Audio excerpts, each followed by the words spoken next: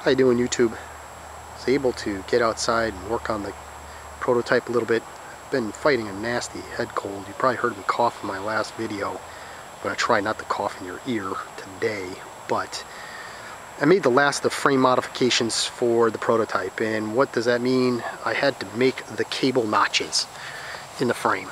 And that's what I did here.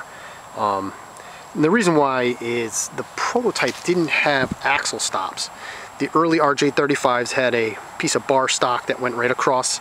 Then 56-ish or so, they put the little squares, and that went all the way through 59.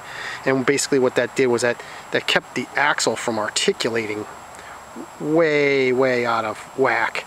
But because the prototype didn't have that, what I guess Cecil Pond did, and you can see it clear as day in the advertisement, he made a notch.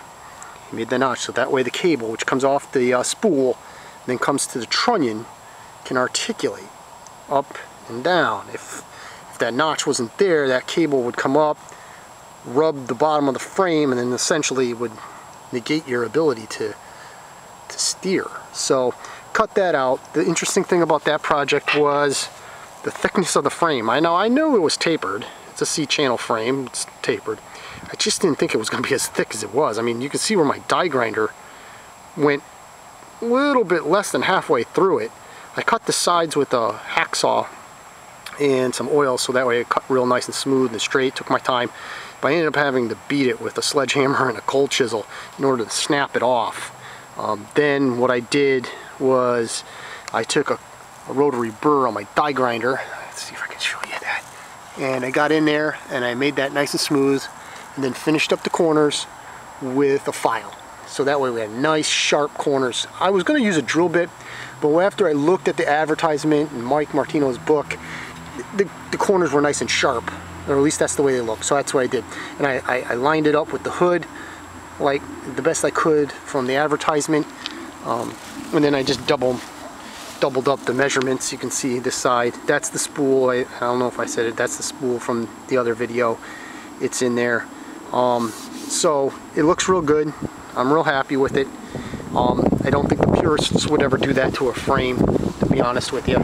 One of the other things I did today is I got to fill in the oil drain hole. The early Clintons and ultimately the Kohler K90s. There was a hole here so you can drain the oil.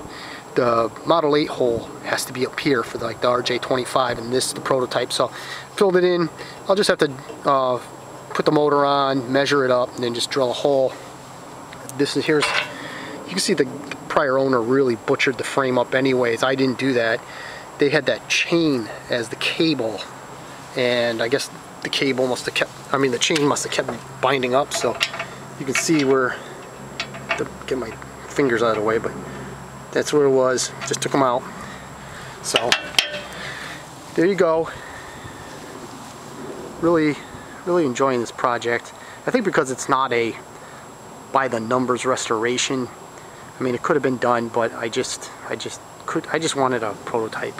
I just wanted that advertisement tractor to put in my collection, and that's the reason why I've been working on this one and modifying it. And it was a basket case when I first got it, so this is what I'm doing. Just want to thank you for your interest. There's been a bunch of interest on the tractor. I really appreciate all your comments in your messages. If you could, just keep them coming. I'll try to answer questions. If you guys don't like the project, you can tell me. That's fine. Alright, thank you very much.